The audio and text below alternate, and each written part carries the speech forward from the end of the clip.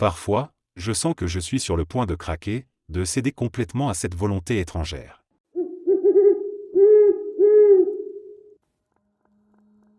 Je n'avais jamais cru aux histoires de djinns ou de malédictions. Pour moi, ce n'étaient que des légendes racontées pour effrayer les enfants ou les crédules.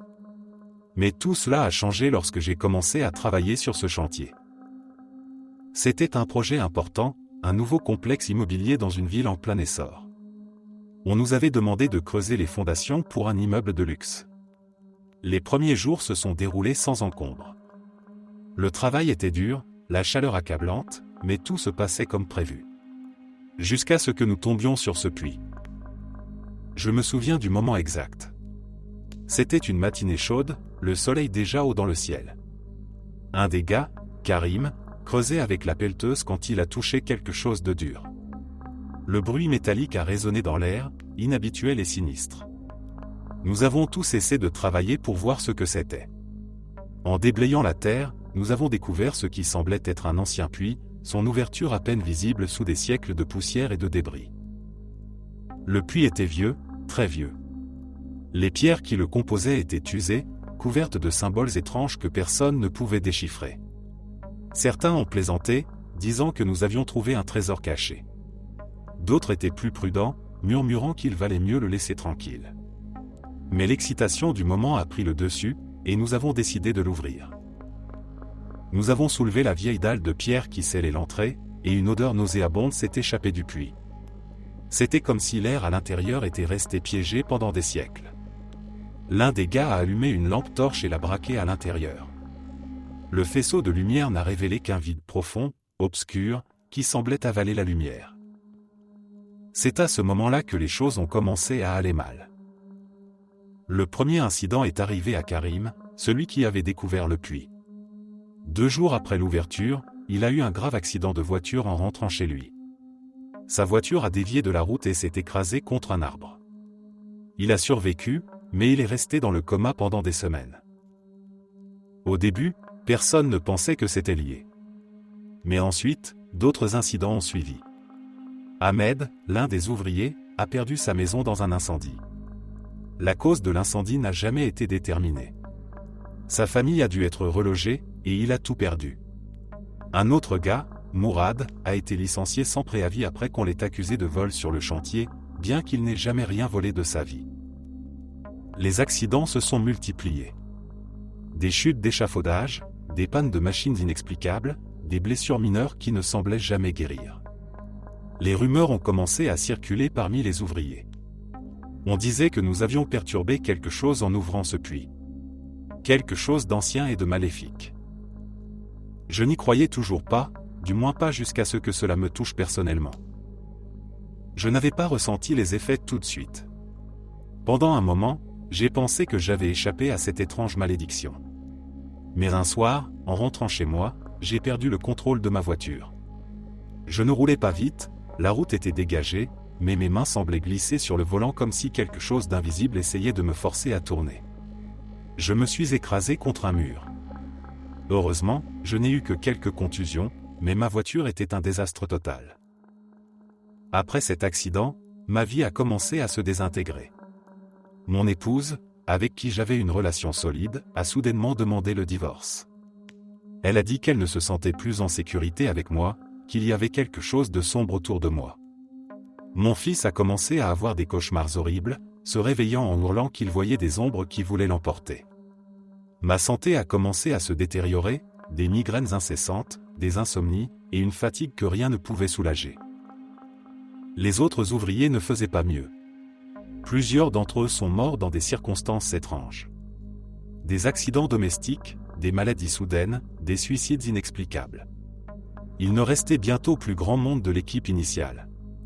Ceux qui pouvaient fuir le faisaient, quittant la ville sans un mot, tentant de laisser derrière eux ce qui leur semblait être une ombre maudite. Finalement, le chantier a été arrêté. Trop de vies avaient été détruites, trop de morts inexplicables. Les promoteurs ont fait appel à un expert en occultisme, un homme qui connaissait les anciennes légendes. Il a étudié les symboles sur les pierres du puits et a conclu que ce puits était un ancien lieu de séquestration, un endroit où un djinn avait été emprisonné il y a des siècles. En ouvrant le puits, nous l'avions libéré. Ce djinn, apparemment, était particulièrement malveillant, nourri par la haine et la vengeance. Il ne cherchait pas seulement à faire du mal, mais à détruire complètement ceux qu'il avait libérés, en s'attaquant à tout ce qu'ils aimaient.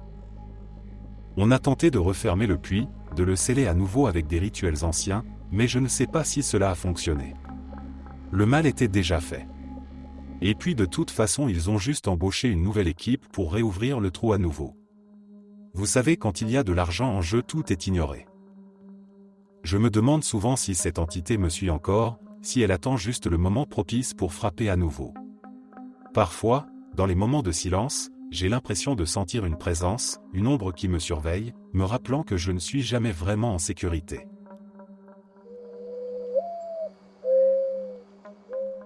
Tout a commencé alors que je revenais tard du travail. Il devait être aux alentours de minuit, et je marchais le long d'un chemin bordé d'arbres pour rentrer chez moi. Il n'y avait personne d'autre dehors, juste le silence de la nuit, à peine perturbé par le bruissement des feuilles. J'étais fatigué, pressé de rentrer, quand soudain, j'ai entendu un bruit étrange. Un genre de grognement sourd, venant d'un bosquet à quelques mètres de moi. Curieux, mais aussi un peu inquiet, je me suis approché pour voir de quoi il s'agissait. C'est là que je l'ai vu. Une silhouette sombre, presque indistincte, se mouvant dans l'obscurité. Au début, je pensais que c'était un chien, un grand chien errant peut-être, car l'ombre avait la forme d'un animal quadrupède. Mais en m'approchant, j'ai réalisé que quelque chose n'allait pas. Les contours de la créature semblaient flous, comme s'ils se déformaient sous mes yeux. En l'espace de quelques secondes, ce que je croyais être un chien a commencé à se transformer. Ses pattes se sont allongées, son corps s'est redressé, et il a pris une forme humaine, bien que tordue et effrayante. C'était un homme, ou du moins, quelque chose qui ressemblait à un homme, avec des yeux qui brillaient d'une lueur surnaturelle. Mon cœur s'est arrêté de battre pendant une fraction de seconde. Je n'arrivais pas à y croire. Puis, sans avertissement, la chose a changé à nouveau. Cette fois, elle s'est transformée en une sorte d'animal sauvage, un gros félin peut-être, avec une agilité effrayante. Mais ce n'est pas tout. Juste après, la créature a commencé à rétrécir, se contracter sur elle-même, jusqu'à devenir une plante. Oui, une plante, un buisson tordu qui semblait prendre racine là, au milieu du chemin. Je suis resté figé, incapable de bouger ou de penser, mes yeux rivés sur cette chose qui défiait toute logique. Mais le pire était encore à venir. Avant que je ne puisse même comprendre ce que je regardais, le buisson a commencé à se dissoudre. Comme s'il se désintégrait de l'intérieur, il s'est évaporé en une fine fumée noire. La fumée s'est élevée lentement, formant des volutes dans l'air, puis s'est dissipée, laissant derrière elle un silence oppressant et une odeur de soufre, âcre et esséurante. Je suis resté là, au milieu du chemin, à fixer l'endroit où la créature avait disparu, essayant de comprendre ce que je venais de voir. Était-ce un djinn ? Tout ce que je connaissais de ces créatures m'est revenu en mémoire, des récits que j'avais entendus enfant, des histoires qu'on raconte pour faire peur. Mais ceci, c'était différent. C'était réel. Ou du moins, cela en avait tout l'air. Je n'ai pas dormi cette nuit-là, et depuis, je suis hanté par cette vision. Chaque fois que je ferme les yeux, je revois la transformation, la fumée, et ce regard brillant dans l'obscurité. Je ne sais pas quoi faire de cette expérience. Est-ce que je deviens fou ? Est-ce que quelqu'un a déjà vu quelque chose de similaire ? Si vous avez des réponses, ou même des théories, je suis preneur. Parce que, honnêtement, je ne sais plus quoi penser. Tout ce que je sais, c'est que quelque chose d'inexplicable se cache dans la nuit, et je ne suis pas sûr de vouloir le rencontrer à nouveau.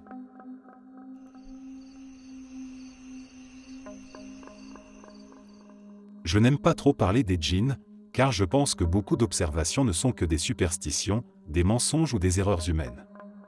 Cependant, je crois qu'ils existent et je sais que, dans l'islam, les djinns sont considérés comme la cause des cauchemars. Je ne suis pas une femme qui a l'habitude de faire des cauchemars. Il m'arrive de faire de mauvais rêves, mais je peux compter sur les doigts d'une main le nombre de fois où j'ai fait un véritable cauchemar, le genre de cauchemar où l'on se réveille effrayé, en colère ou en hurlant. Le genre de cauchemar que les djinns sont censés produire. 2 des rares fois où cela s'est produit, j'ai trouvé le djinn dans mon rêve. Les 2 fois, Le rêve était lucide, je le contrôlais parfaitement et lorsque je me suis approché d'une certaine zone, mes mouvements ont été ralentis et j'ai senti quelque chose de sombre. Dans un rêve, le djinn se trouvait dans la salle de bain de ma maison rêvée. C'était comme si je parlais à travers de la gelée dans l'air, extrêmement lentement et difficilement, mais j'ai dit une prière jusqu'à ce qu'il s'en aille en criant. Mon rêve s'est ensuite déroulé sans problème. Dans l'autre rêve, je courais dans de longs couloirs sinueux lorsque j'ai traversé une section sombre. J'ai senti un poids dans mon cœur en passant, mais mon rêve n'était pas trop horrible. J'ai décidé de l'ignorer. Quelques événements terribles plus tard, le rêve me ramenait dans les couloirs. En approchant de la section, j'ai ralenti, sentant à nouveau le poids et me souvenant de ce que cela signifiait. J'ai entendu un murmure à l'oreille, « N'allume pas la lumière ». Comme je déteste qu'on me dise ce que je dois faire, j'ai appuyé sur l'interrupteur tout en récitant le verset. Il a hurlé et le couloir a tourné si fort que je me suis réveillé en sursaut. Au bout de mon lit, je jurerais avoir vu un pilier d'électricité statique en forme de personne. La lourdeur était encore dans ma poitrine. Je l'ai regardé pendant un petit moment, attendant qu'il fasse quelque chose alors qu'il semblait faire la même chose pour moi. Finalement, j'ai fermé les yeux et récité à nouveau le verset en me levant du lit. Il avait disparu lorsque j'ai ouvert les yeux, comme je l'espérais, et le poids avait disparu.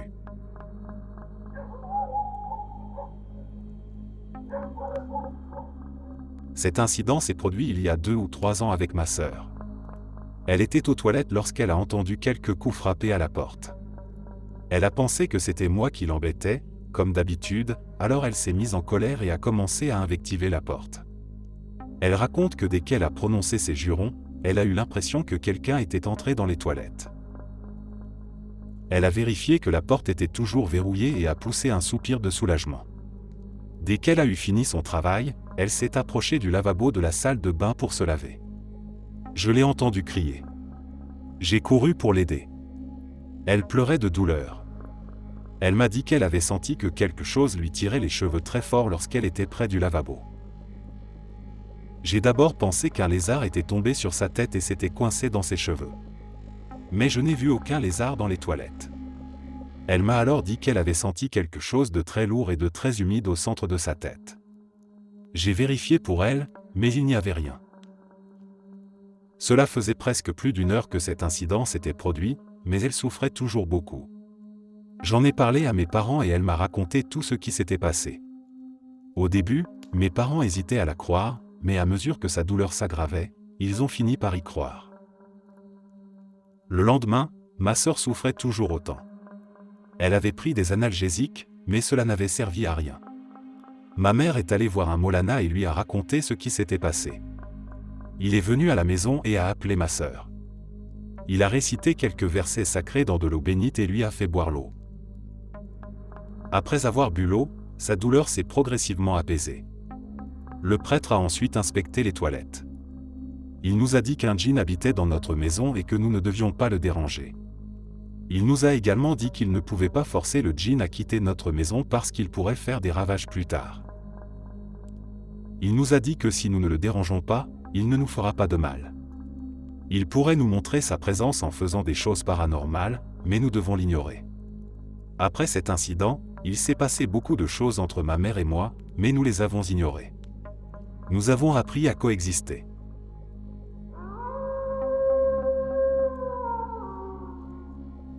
Il y a quelques années, j'ai rencontré un homme qui semblait parfait en tout point.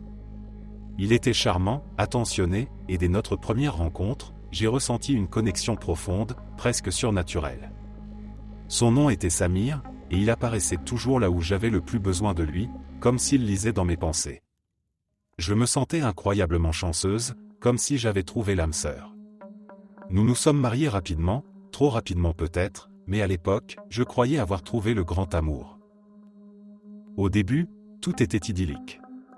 Mais peu à peu, des choses étranges ont commencé à se produire.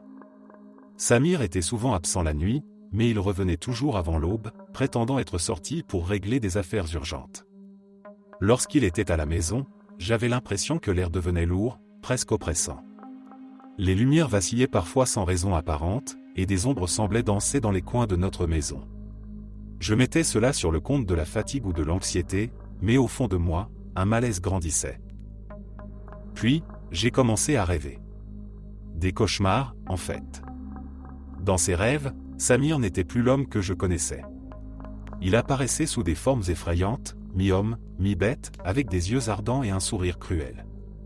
Chaque nuit, ces rêves devenaient de plus en plus intenses, jusqu'à ce que je commence à les confondre avec la réalité. Je me réveillais en sueur, le cœur battant, et je le voyais debout près de notre lit, me regardant fixement. Ses yeux étaient différents, plus sombres, presque vides. Un soir, alors que je rentrais plus tôt que prévu d'un voyage pour le travail, je l'ai surpris en train de parler une langue que je n'avais jamais entendue. Sa voix était grave, presque caverneuse, et il semblait converser avec quelqu'un, ou quelque chose, que je ne pouvais pas voir. Lorsqu'il a réalisé ma présence, son regard a changé. Il n'avait plus l'air humain. Son visage s'est déformé en une expression de pure colère, mais il s'est ressaisi rapidement, prétendant que je m'étais simplement trompé. C'est à ce moment-là que j'ai compris qu'il n'était pas ce qu'il prétendait être. J'ai commencé à fouiller, à chercher des réponses. J'ai consulté des érudits, des religieux, et finalement, la vérité m'a été révélée, Samir n'était pas un homme, mais un djinn. Un être fait de feu et de fumée, capable de tromper et de manipuler les humains. Mon mari n'était qu'une façade, une illusion pour me piéger. Les jours qui ont suivi cette découverte ont été les plus terrifiants de ma vie. Chaque fois que je tentais de m'éloigner de lui, quelque chose de terrible se produisait. Des accidents inexplicables, des voix murmurant dans le noir, et une présence constante qui semblait me suivre partout. Il savait que j'avais découvert son secret, et il n'allait pas me laisser partir. Je me suis rendu chez un imam réputé pour son savoir sur ces créatures. Il m'a donné des versets du Coran à réciter et m'a conseillé de garder de l'encens allumé dans la maison, ce qui, selon lui, pourrait repousser le djinn. Chaque soir, je récitais ces versets avec une peur viscérale, priant pour que cela fonctionne. Mais ce n'est qu'une nuit, alors que je sentais la fin proche, que j'ai pris une décision désespérée. J'ai attendu qu'il parte, puis j'ai brûlé une mèche de ses cheveux, que j'avais secrètement coupé un jour où il dormait profondément. J'ai suivi un rituel que l'imam m'avait décrit, une ancienne méthode pour rompre un lien avec un djinn. Alors que les cheveux se consumaient, la maison s'est mise à trembler, et j'ai entendu un cri perçant, comme celui d'une bête blessée.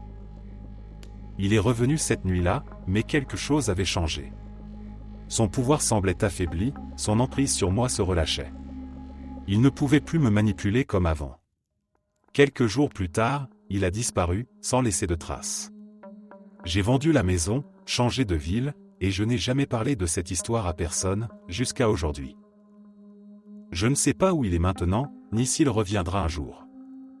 Mais je vis chaque jour avec cette peur, cette crainte qu'il soit toujours là, quelque part, à m'observer, attendant le moment propice pour reprendre ce qu'il considère comme le sien.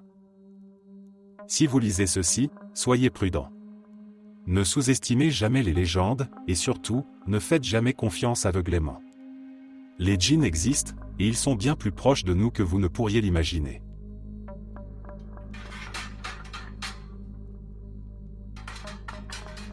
Je me souviens encore de cette nuit où mon oncle, assis dans le vieux fauteuil en cuir de notre salon, me raconta l'histoire qui allait hanter mes nuits pour les années à venir. La pluie tambourinait contre les fenêtres, et les ombres dansaient sur les murs éclairés par la lumière vacillante d'une seule bougie. Mon oncle avait une voix grave, presque solennelle, qui semblait toujours résonner avec un poids que je ne pouvais comprendre à l'époque. Ce soir-là, cependant, je commençais à percevoir pourquoi il parlait ainsi. « Tu as déjà entendu parler de ton grand-père, n'est-ce pas ?» Je hochai la tête. « Oui, maman m'a dit qu'il était mort quand elle était encore jeune. » Mon oncle esquissa un sourire triste. « C'est ce qu'on dit aux enfants. Mais il est temps que tu connaisses la vérité. » Je me redressai sur mon siège, captivé par le ton mystérieux de sa voix. « Ton grand-père, Hamid, était un homme bon, mais il était aussi désespéré. À cette époque, notre famille vivait dans une pauvreté accablante. Les récoltes échouaient année après année, les dettes s'accumulaient, et il n'y avait aucun espoir à l'horizon. Hamid était un homme fier, et voir sa famille souffrir ainsi le dévorait de l'intérieur. Il aurait fait n'importe quoi pour nous sortir de cette misère, et c'est exactement ce qu'il a fait. Il y eut un silence lourd, seulement troublé par le bruit de la pluie. Mon oncle semblait peser chaque mot avant de continuer. Un soir, après une longue journée de travail, Hamid est allé au marché noir du village voisin. Là-bas, il a entendu parler d'un homme étrange qui vendait bien plus que des objets ou des services. Cet homme prétendait pouvoir invoquer un djinn capable de réaliser n'importe quel souhait, pour peu qu'on soit prêt à payer le prix. Je frissonnais, sentant un courant glacial parcourir ma colonne vertébrale. Les histoires de djinns étaient courantes dans notre culture, mais toujours racontées comme des contes pour effrayer les enfants. Savoir que mon grand-père avait peut-être traité avec un de ces êtres surnaturels me terrifiait. Hamid, désespéré et sans autre option, décida de rencontrer cet homme. On dit que la rencontre eut lieu à l'abri d'un vieux sanctuaire, loin des regards indiscrets. L'homme lui remit une petite lampe en cuivre, ornée de symboles anciens. Il lui expliqua comment invoquer le djinn, en avertissant bien Hamid des conséquences de son souhait. Mais ton grand-père, aveuglé par l'espoir de sauver sa famille, ne prêta pas attention aux avertissements. Mon oncle marqua une pause, fixant un point invisible devant lui. Il était évident que ce qu'il s'apprêtait à dire lui causait un grand malaise. Hamid rentra chez lui cette nuit-là et suivit les instructions. Il frotta la lampe et, selon les récits, un épais nuage de fumée noire s'éleva, prenant la forme d'une créature immense, aux yeux brûlants comme les braises. Le djinn demanda à Hamid quel était son souhait. Sans hésiter, ton grand-père souhaita sortir sa famille de la pauvreté, même si cela devait lui coûter tout ce qu'il avait. Je me penchai en avant, le cœur battant. Et ensuite ? Ensuite, le djinn lui sourit, un sourire terrifiant qui ne présageait rien de bon. Il lui dit que son souhait serait exaucé, mais que le prix serait plus élevé qu'il ne l'imaginait. 5 jours plus tard, Hamid disparut sans laisser de traces. Personne ne sut jamais ce qui lui était arrivé. Je sentis un froid intense m'envahir, comme si l'air autour de nous s'était soudainement glacé. Et la famille, murmurai-je. C'est là que l'histoire prend un tournant encore plus étrange, répondit mon oncle, la voix basse. Quelques jours après la disparition de Hamid, sa femme, ta grand-mère, reçut une lettre d'un avocat. Il s'avérait que Hamid avait, d'une manière ou d'une autre, hérité d'un terrain qui valait une petite fortune. Cet argent permit à la famille de sortir de la misère. Mais cet héritage, tu comprends, était teinté de la disparition mystérieuse de ton grand-père. Je ne savais pas quoi dire. Mon esprit était tourmenté par l'idée que mon grand-père avait peut-être vendu son âme ou pire pour sauver sa famille. Depuis ce jour, personne dans notre famille n'a osé parler de Hamid, ajouta mon oncle en regardant la flamme vacillante de la bougie. Mais il y a toujours eu cette peur, ce sentiment que ce que ton grand-père a fait ne restera pas sans conséquence. Certains disent que son esprit rôde encore, prisonnier de l'accord qu'il a passé avec le djinn, condamné à errer jusqu'à ce que la dette soit entièrement payée. Je restai silencieux, absorbant chaque mot de cette histoire terrifiante. Ce soir-là, je n'ai pas dormi. Les ombres dans ma chambre semblaient s'étirer, se transformer, et dans chaque recoin sombre, je craignais de voir apparaître ce même djinn qui avait pris mon grand-père. Les années ont passé depuis cette nuit, mais l'histoire que mon oncle m'a racontée ne m'a jamais quitté. Parfois, dans les moments de silence, j'ai l'impression de sentir une présence, quelque chose d'invisible qui observe, attendant peut-être le jour où il réclamera le reste de la dette que mon grand-père a contractée. Et à chaque fois que je pense à cette histoire, je ne peux m'empêcher de me demander, quelle sera la prochaine victime du pacte ? Je n'oublierai jamais cet été. C'était il y a des années, mais les souvenirs sont aussi vifs que si cela s'était passé hier. J'avais 16 ans et ma cousine Leïla en avait 15. Nous avions grandi ensemble, passant presque toutes nos vacances d'été dans la maison de campagne de nos grands-parents. C'était une vieille bâtisse en pierre, située à la lisière d'une forêt dense, loin du bruit et de la civilisation. Cet été-là, quelque chose d'étrange s'est produit. Leïla, habituellement pleine de vie, avait commencé à devenir distante. Ses yeux, autrefois brillants de curiosité, étaient devenus ternes. Elle passait des heures enfermée dans sa chambre, les volets fermés, dans une obscurité quasi totale. Parfois, je l'entendais murmurer toute seule, des mots incompréhensibles, des sons gutturaux qui ne ressemblaient en rien à sa voix douce. Un soir, je décidai d'aller lui parler.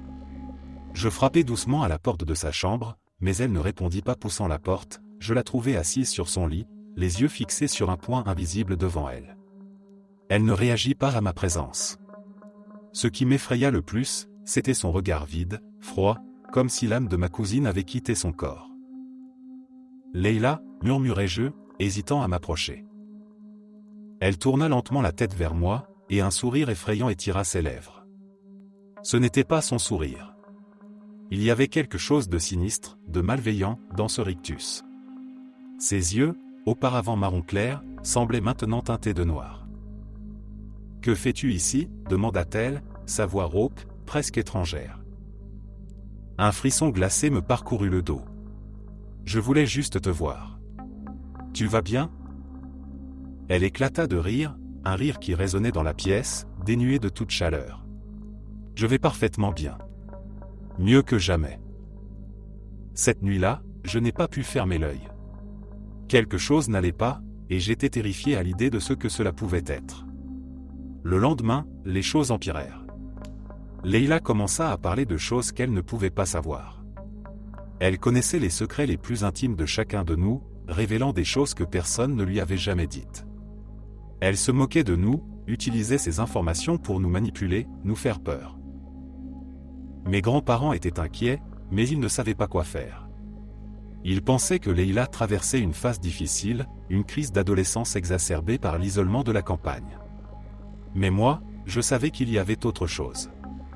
Une nuit, alors que je passais devant sa chambre, j'entendis un bruit étrange. Des chuchotements, des voix multiples parlant en même temps. J'ouvris doucement la porte et ce que je vis me glaça le sang. Leila était debout au milieu de la pièce, ses yeux noirs reflétant une lumière qui n'existait pas dans la pièce. Elle récitait des phrases dans une langue ancienne, incompréhensible. Son corps était raide, presque convulsif, comme si quelque chose l'habitait, la contrôlait. Je me précipitai dans la chambre de mes grands-parents, les réveillant en panique.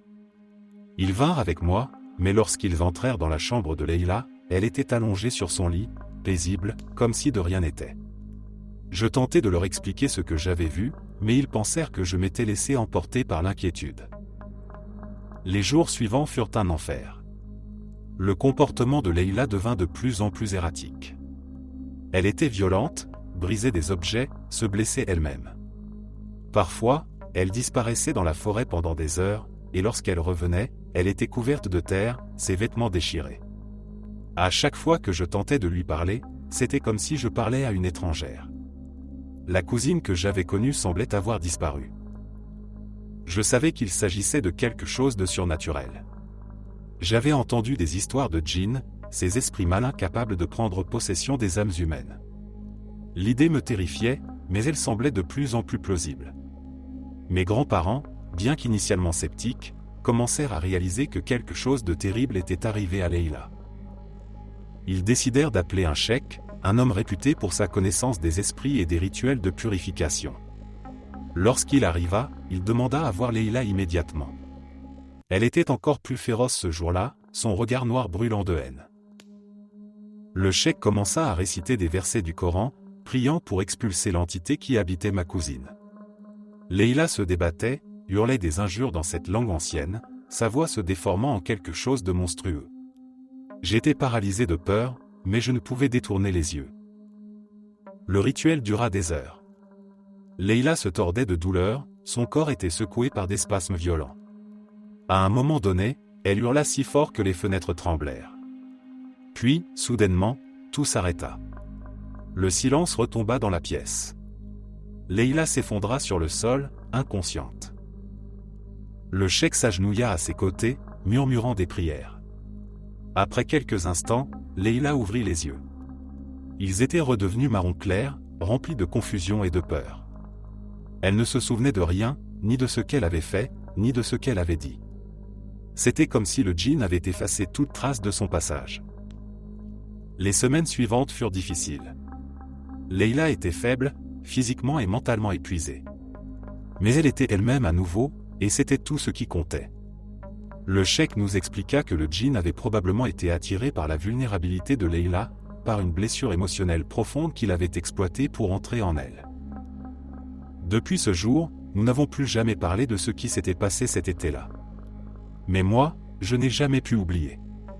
Les nuits sont parfois encore hantées par le souvenir de ses yeux noirs, de ce sourire cruel qui n'appartenait pas à ma cousine. Et bien que Leila soit redevenue elle-même, je ne peux m'empêcher de me demander si le djinn est vraiment parti, ou s'il attend juste, quelque part, une nouvelle opportunité pour revenir.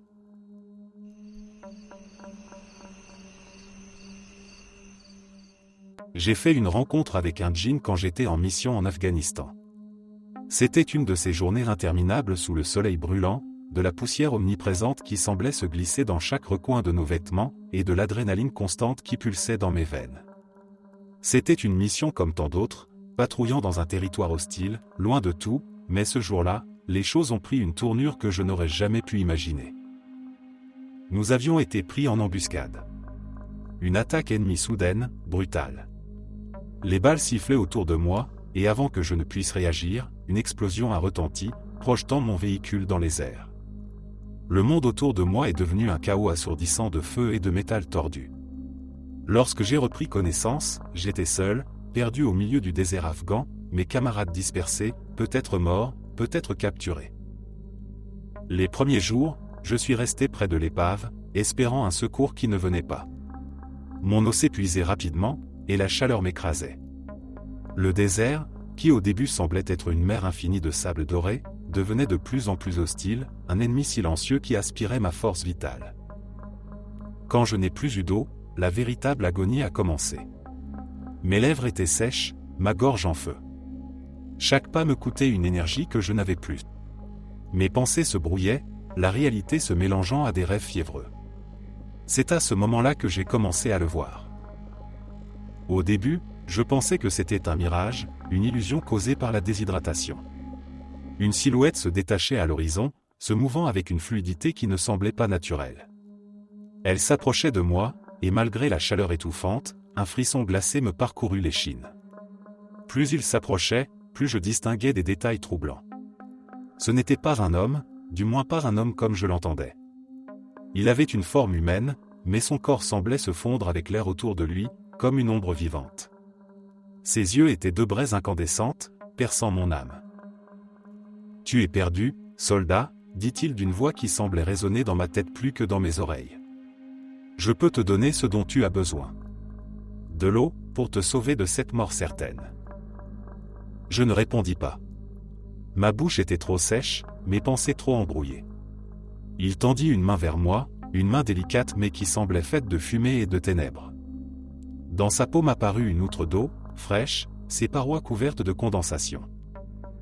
Je regardai l'outre, hypnotisé par la promesse de vie qu'elle contenait. « Qu'est-ce que tu veux en échange » parvins-je à murmurer, ma voix rauque, presque méconnaissable. Son sourire se tordit en quelque chose de cruel. « Rien d'important. Juste ton âme. Une simple formalité. Tu n'auras plus à te soucier de rien après cela. » L'outre me narguait, la soif me consumait. Mon corps criait pour que je prenne cette eau, que je m'abreuve, que je vive. Mais quelque chose, au plus profond de moi, me retenait. Une peur viscérale, ancestrale, s'empara de moi. Cette créature n'était pas humaine. Ce n'était pas un simple mirage. C'était un djinn. Non, murmurai-je, plus pour moi-même que pour lui. Ce n'est pas réel. Tu n'es pas réel. Le djinn rit, un rire sinistre qui fit vibrer l'air autour de moi. Réel ou non, quelle importance cela a-t-il? Tu as besoin de moi, et je suis là. Bois, et tout cela ne sera qu'un mauvais souvenir. Je fermai les yeux, rassemblant les dernières forces qui me restaient. Non, ce n'est pas réel. Ce n'est pas réel. Je répétais cette phrase encore et encore, comme un mantra, m'accrochant désespérément à ma propre conscience, à ma volonté de ne pas céder. Le djinn s'approcha encore, si près que je pouvais sentir un souffle glacial sur mon visage, malgré la chaleur torride du désert. Tu es plus fort que tu ne le crois, mais pas assez. Tu reviendras. Tous reviennent. Puis, soudainement, il disparut. L'outre d'eau s'évapora comme une illusion, et je tombai à genoux, luttant pour ne pas perdre connaissance. Je ne sais pas combien de temps j'ai erré après cela. Le temps était devenu flou, une succession de jours brûlants et de nuits glaciales. Mais quelque part, dans cet état second, une patrouille de sauvetage me trouva. Je me réveillai quelques jours plus tard dans l'infirmerie de la base, vivant, mais profondément marqué par ce que j'avais vu. Quand je racontai mon histoire aux autres soldats, ils sourirent et m'assurèrent que c'était une hallucination, une création de mon esprit affamé et déshydraté. Pourtant, au fond de moi, je savais que ce n'était pas aussi simple. Les djinns sont des créatures anciennes, invisibles aux yeux de la plupart, mais très réelles. J'avais refusé de céder à l'offre du djinn, mais la rencontre avait laissé une marque indélébile sur mon âme. Même aujourd'hui, des années après cet incident, je ne peux m'empêcher de penser à cette rencontre dans le désert. Était-ce vraiment une hallucination? Ou avais-je réellement fait face à un djinn, une entité qui avait tenté de voler mon âme? Les nuits où je suis seul, je me surprends parfois à regarder par-dessus mon épaule, m'attendant presque à voir cette silhouette fumeuse apparaître à nouveau, souriant dans l'obscurité, attendant le moment où je serais assez faible pour accepter son offre.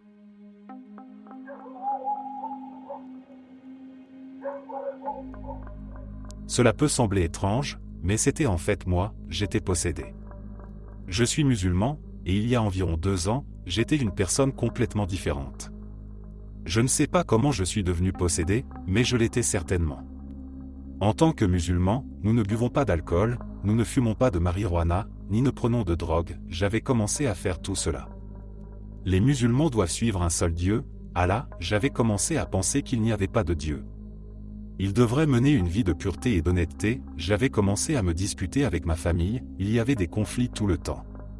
Je pourrais vous le dire, et vous penseriez que c'est normal, mais ce n'était pas le cas. Ma possession a été confirmée lorsqu'un soufi, un prêtre, est venu chez moi. Il était en fait très vieux, il enseignait l'islam à ma mère pendant son enfance. Il nous a rendu visite ce jour-là parce qu'il était venu en ville pour des travaux liés à une bibliothèque islamique. Mon esprit me disait que ces gens étaient corrompus, qu'ils simulaient leur pouvoir simplement pour gagner de l'argent, mais en réalité, ce n'était pas le cas. Je ne sais pas pourquoi, mais mes jambes ont commencé à trembler, mes mains aussi. Il y avait des sons étranges que je pouvais entendre, très aigus. Mais le soufi a compris que j'étais possédé. Quand il m'a demandé mon nom, j'ai commencé à faire des gestes étranges, je secouais la tête à gauche puis à droite comme si je cherchais quelque chose. Ma voix a commencé à changer, pas comme dans les films, mais c'était ma propre voix, sauf que j'essayais d'être quelqu'un que je n'étais pas. Il a commencé à me poser plusieurs questions, et je ne voulais pas répondre, mais je répondais quand même avec des sons étranges. Bientôt, j'ai commencé à être encore plus étrange. J'étais assis droit sur mon canapé, mais lentement, j'ai commencé à me pencher. Mes pieds étaient écartés, et je fixais le sol si intensément que mes yeux ont commencé à me faire mal.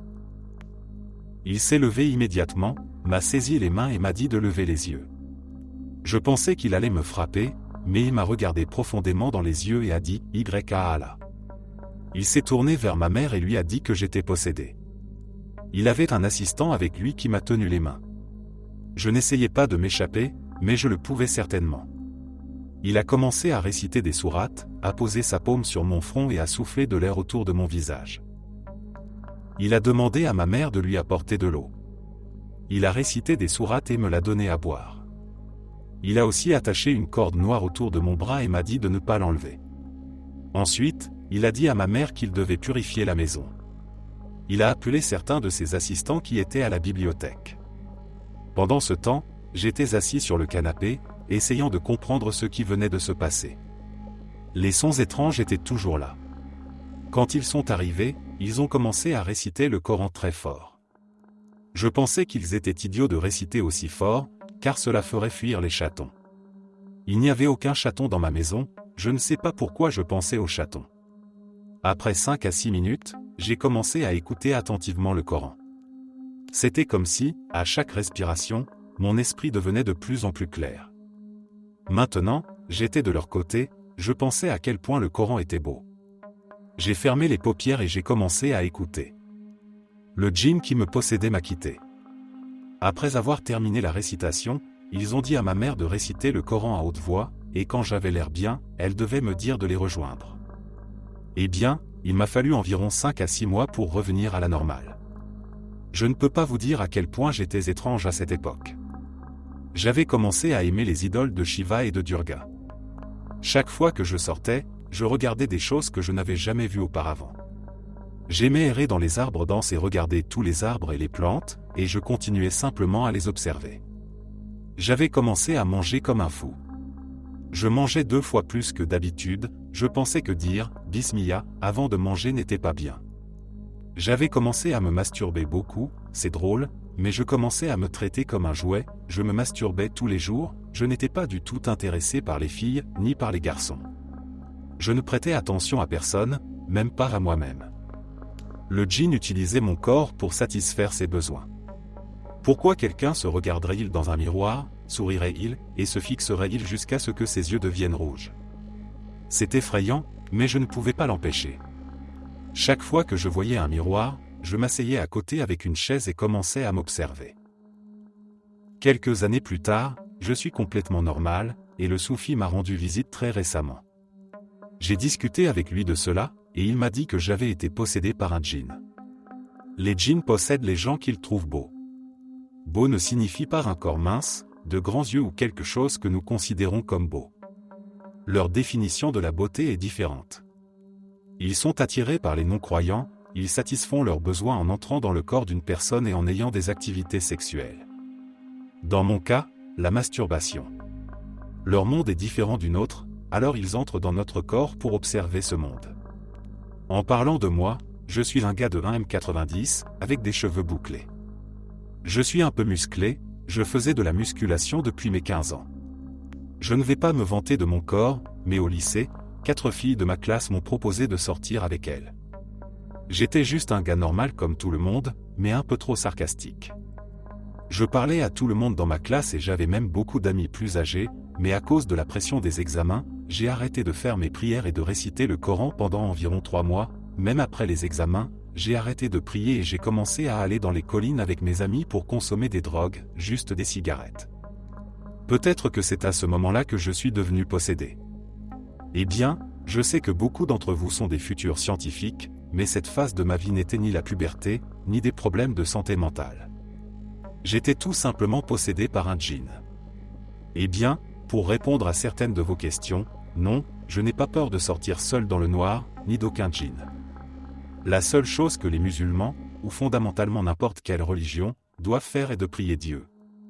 Ne cessez pas de prêcher pour lui. Il est celui qui nous a créés, nous, les djinns, et tout ce que vous voyez autour de vous. Lorsque les gens cessent de croire en Dieu, ils sont plus susceptibles d'être possédés. Alors, priez Dieu et souvenez-vous toujours de lui de la manière dont vous voulez qu'il se souvienne de vous. Parlez-lui, atteignez-le dans vos moments de bonheur et de tristesse, et si vous rencontrez également les problèmes que j'ai rencontrés, alors vous savez quoi faire.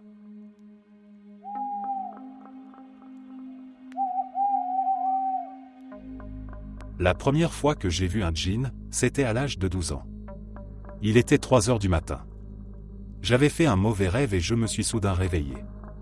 Je me souviens avoir senti une présence étrange et j'ai su que quelque chose n'allait pas. Mon corps s'est mis à picoter de la tête aux pieds et j'ai commencé à entendre des chevaux hennir bruyamment. Je ne comprenais pas pourquoi j'entendais des chevaux hennir, mais quand j'en ai parlé à mes parents le lendemain. Quoi qu'il en soit, après avoir entendu les chevaux, j'ai vu quelque chose traverser ma chambre et s'asseoir. Cette chose avait de longs cheveux noirs et ressemblait exactement à ma sœur. J'étais très troublé parce que ma sœur dormait juste à côté de moi. Mes parents m'ont alors dit qu'il s'agissait d'un djinn, car ils ont la capacité de se matérialiser sous une forme humaine. Quelques jours plus tard, à la même heure, à 3 heures du matin, mon corps a recommencé à picoter. Cela ressemble à des picotements dans tout le corps. J'ai recommencé à entendre des chevaux, mais cette fois, j'ai vu un djinn debout devant ma porte, avec de longs cheveux blancs. Aujourd'hui encore, chaque fois que j'y pense, j'ai peur. Je me souviens aussi exactement de son apparence. Même si je l'ai vu comme ça, ce n'est pas sa vraie forme. Il n'est pas possible pour un humain, à l'exception du prophète et de ses compagnons prophètes, de voir les djinns sous leur forme originale. Cela ne veut pas dire que vous n'avez pas vu un djinn, c'est juste qu'il n'est pas sous sa vraie forme. Après cela, au cours des 2 dernières années, je voyais toujours des silhouettes noires dans ma chambre, assises sur le lit de ma sœur également. En une nuit, j'ai vu la silhouette noire environ 10 à 15 fois, debout juste à côté de mon lit. J'entendais des cris forts dans mes oreilles à plusieurs reprises et mon corps était toujours parcouru de picotements. C'était le signe que je savais que quelque chose allait se passer. L'un des membres de ma famille au Pakistan, qui connaît un bon djinn, a confirmé qu'il y avait une présence dans ma chambre. Souvent, alors que j'étais à moitié endormi et à moitié éveillé, je voyais des silhouettes noires ramper vers mon lit, où je me réveillais soudain. Il y a 1 an, avant que ma mère ne parte au Pakistan, un oiseau noir est apparu à la fenêtre de la cuisine et n'a cessé de chanter. C'est comme s'il était devenu fou. Ma mère n'en a pas fait grand cas et nous l'avons ignoré. Cependant, quelques jours plus tard, lorsqu'elle est partie au Pakistan, dans ma chambre et celle de mes sœurs, à 6 heures du matin, un oiseau noir est réapparu. Il a frappé, tapé et fait de grands bruits sur la fenêtre à 6 heures du matin pendant 2 jours. Puis ma sœur s'est levée au hasard, s'est regardée dans le miroir et est tombée par terre. C'est quelque chose qui me donne toujours des frissons. Apparemment, au moment où cet incident s'est produit, ma mère m'a dit qu'elle parlait à son oncle qui connaît très bien les djinns et qui peut leur ordonner d'abandonner leurs méfaits.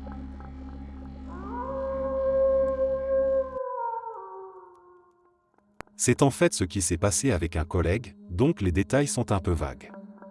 Un jour, il a reçu un appel de son village l'informant que sa fille était malade et qu'il devait se dépêcher de rentrer chez lui.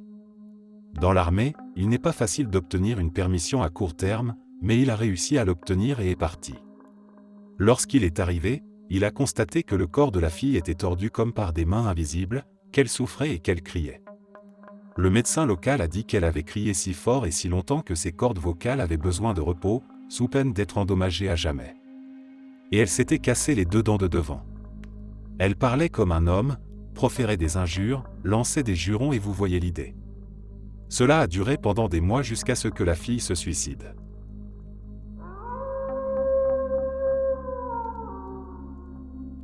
J'ai rencontré des djinns plus d'une fois. Je vais vous raconter celle qui s'en est approchée. Un jour, j'ai entendu parler d'un baba soufi qui avait l'habitude de résoudre les problèmes des gens le jeudi près d'un majar à Delhi. Je me suis donc rendu avec un membre de ma famille. Je savais qu'il devait y avoir quelque chose là-bas car je pouvais sentir l'énergie. Il vivait dans une ruelle sale et étroite d'une colonie à Delhi. Chaque jeudi, il avait l'habitude d'offrir de la nourriture à tous les pauvres des environs et de résoudre leurs problèmes. Lorsque je suis allé le rencontrer, il était assis au premier étage de son appartement d'une pièce, presque. Lorsque j'ai grimpé, il était en train d'interagir avec une personne dont la fille était victime d'une attaque spirituelle. Il a fait tout ce qu'il fallait pour interagir et éliminer l'esprit, et entre-temps, j'ai vu une personne assise près de lui qui regardait attentivement la fille. Ce n'était pas une personne habituelle et j'ai senti quelque chose à son sujet. Cette personne murmurait quelque chose et la fille s'est mise à pleurer, puis elle est tombée inconsciente. Lorsqu'elle a repris conscience, elle allait bien. La personne l'a payé 50 roupies et est partie. Il n'a pas demandé grand-chose, j'ai vu qu'il ne faisait pas payer de sommes exorbitantes à qui que ce soit, certains ne lui versaient que 10 roupies car les gens qui vivaient là étaient très pauvres. J'observais attentivement cette personne. Avant mon tour, Baba a déclaré le déjeuner, et il a invité tout le monde à se joindre à lui s'il le souhaitait. Je me suis assis dans un coin de la pièce et Babaji a commencé à prendre son repas avec quelques personnes. Cette personne étrange leur a donné à tous le déjeuner, qui était un rôti et une sorte de sauce, et s'est assis là, mais lui-même ne mangeait rien. Rapidement, j'ai concentré mon esprit sur lui et j'ai commencé à chanter un mantra dans mon esprit pour vérifier.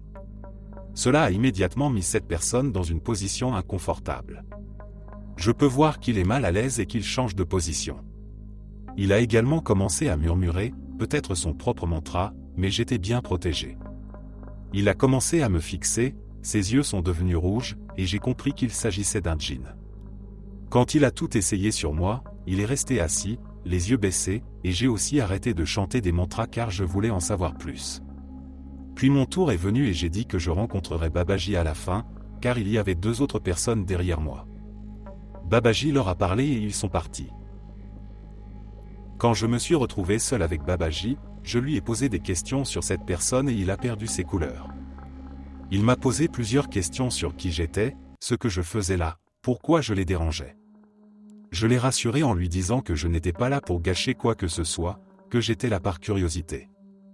Il m'a ensuite expliqué qu'il était un djinn qui lui avait demandé de l'aider à faire de bonnes actions conformément à sa religion, l'islam, et qu'ainsi, le jeudi, ce djinn venait me voir et, grâce à son aide, il essayait d'aider les pauvres.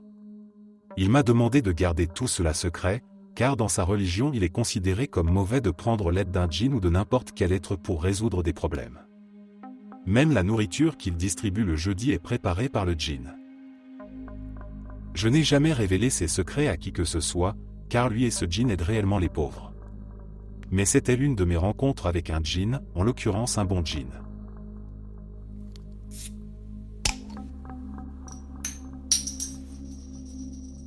Je venais de décrocher une promotion au travail, j'avais une relation stable, et tout allait bien dans ma vie. Un soir, après une longue journée de travail, je suis rentré chez moi, épuisé. En m'endormant, j'ai ressenti une étrange sensation, comme un poids sur ma poitrine. Je me suis réveillé en sursaut, incapable de bouger, figé par une peur inexplicable. Et c'est là que je l'ai senti pour la première fois, une présence dans la pièce, quelque chose d'invisible mais oppressant, qui semblait s'insinuer en moi. Les jours suivants, des choses bizarres ont commencé à se produire. J'ai commencé à perdre le contrôle de mes actions, petit à petit, sans vraiment m'en rendre compte au début. Au travail, je prenais des décisions irrationnelles, sabotant mes propres projets, oubliant des rendez-vous importants, et même en parlant mal à mes collègues, ce qui n'était absolument pas dans ma nature. Je sentais une force en moi, me poussant à agir contre mes intérêts, contre ma volonté. Dans ma vie personnelle, c'était encore pire. J'ai commencé à repousser ma compagne, à devenir irritable, colérique sans raison. Chaque fois que je voulais m'excuser, une autre voix, une autre volonté prenait le dessus, me forçant à dire des choses blessantes, à me comporter de manière odieuse. J'ai vu son amour se transformer en déception, puis en mépris, jusqu'à ce qu'elle me quitte. Et même si je savais que je faisais tout pour la faire fuir, je n'arrivais pas à m'arrêter. C'était comme si une autre personne prenait le contrôle de mon corps, me forçant à détruire tout ce que j'aimais. Ma santé mentale a commencé à se dégrader. Je faisais des cauchemars chaque nuit, toujours le même, une silhouette sombre, floue, aux yeux rouges, se tenant à côté de mon lit, me murmurant des choses que je ne comprenais pas. J'essayais de me réveiller, de hurler, mais je restais paralysé, prisonnier de cette horreur nocturne. Puis, un jour, alors que je me regardais dans le miroir, j'ai vu autre chose que mon reflet. Pendant une fraction de seconde, mon visage a semblé se tordre, mes yeux ont pris une teinte noire, et un sourire cruel, étranger, est apparu sur mes lèvres. Ce n'était pas moi. Ce n'était pas mon sourire. C'est là que j'ai compris, je n'étais plus seul dans mon corps. J'ai cherché de l'aide, désespérément. J'ai consulté des médecins, des psychologues, mais personne ne pouvait m'expliquer ce qui m'arrivait. Puis, quelqu'un m'a parlé de possession, d'esprit malveillant, de djinn. Au début, j'ai rejeté cette idée. Mais plus le temps passait, plus je sentais cette force en moi grandir, me pousser à des actes de plus en plus destructeurs. J'ai commencé à croire que c'était vrai. J'ai cherché un imam, quelqu'un qui pourrait m'aider à comprendre ce qui m'arrivait. Après m'avoir écouté, il a confirmé mes pires craintes, j'étais possédé par un djinn. Un être maléfique qui avait pris possession de moi, nourrissant son pouvoir en détruisant ma vie de l'intérieur, en me forçant à agir contre moi-même. L'imam m'a conseillé des prières, des versets du Coran à réciter, mais il m'a aussi averti, ce djinn ne me lâcherait pas facilement. Depuis, je fais tout ce que je peux pour lutter contre cette force, pour reprendre le contrôle de ma vie. Mais c'est comme si je menais une guerre intérieure, chaque jour un peu plus difficile. Parfois, je sens que je suis sur le point de craquer, de céder complètement à cette volonté étrangère. C'est épuisant, et je me demande combien de temps je pourrai encore tenir. Merci d'être resté jusqu'à la fin. N'oubliez pas d'aimer la vidéo, de vous abonner et de partager vos propres histoires en commentaire. On se retrouve demain à la même heure devant ce feu.